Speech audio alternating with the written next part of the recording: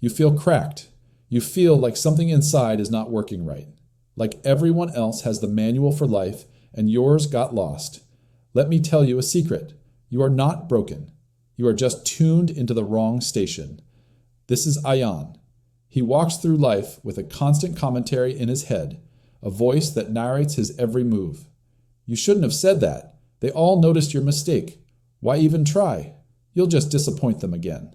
He thought this voice was his conscience, his guide, his own true self. He thought this critical, fearful whisper was him. And so he started to believe it. He believed he was flawed, incapable, a little bit broken. Ayan would see a friend succeed and feel a pang. The voice said, "See? They have what it takes. You don't." He'd start a project full of initial spark. 2 days in, the voice would yawn and say, "This is pointless. Who do you think you are?" It would use his past like a weapon. Remember that time you failed? That time you were rejected? That's who you are. That's all you'll ever be. He lived in a room of mirrors, and every mirror was warped. Every reflection showed him a fractured version of himself. He tried to fix what he saw. He tried to be more positive, more productive. He patched one crack, and another would appear. Because he wasn't fixing the source. He was trying to repair the reflection, not realizing the voice was the one bending the glass. One afternoon, Ayan visited his elderly grandfather in his small, sunlit workshop, where he repaired clocks. Ayan was venting, his head in his hands. "There's just something wrong with me, Nana. I can't get it right."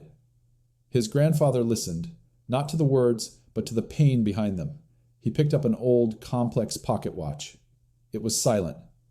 "This watch," his grandfather said softly, "is not broken." He opened the back. Inside, Ayan saw a maze of tiny, perfect gears. "But look," Nana pointed. A single, almost invisible speck of dust had settled on the mainspring. It is just listening to a friction that is not its own. In that quiet workshop, with the smell of oil and old wood, something clicked in Ayan's mind. Not loudly, but deeply. The critical voice was not his voice. It was dust. It was friction. It was static from old fears, past hurts, and borrowed expectations that had settled on the mechanism of his mind. He had been listening to it, believing it was the tick of his own heart. He had been trying to fix the watch by polishing the casing, when all he needed to do was gently remove the dust. For the first time, he separated himself from the noise. He thought, "That voice is a guest in my mind, and it has overstayed its welcome." We all have two channels playing in our head. One is the voice of your essence, your intuition. It speaks in a whisper. It says, "Try." It says, "Rest." It says, "This matters." It is calm, clear, and kind. The other is the voice of everything you've collected. Fear from that one embarrassing moment. Doubt from that teacher who said you weren't smart enough. The criticism you heard and made your own. This voice is loud, repetitive, and sounds terrifyingly logical.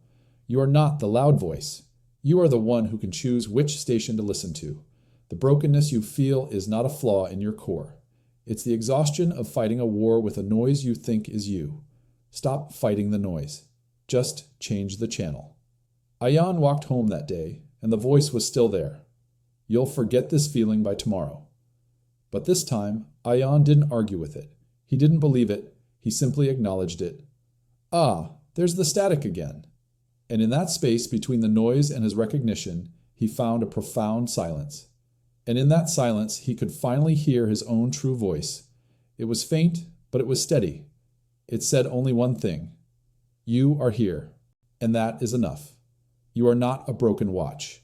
You are a complex, beautiful mechanism. Clear away the dust.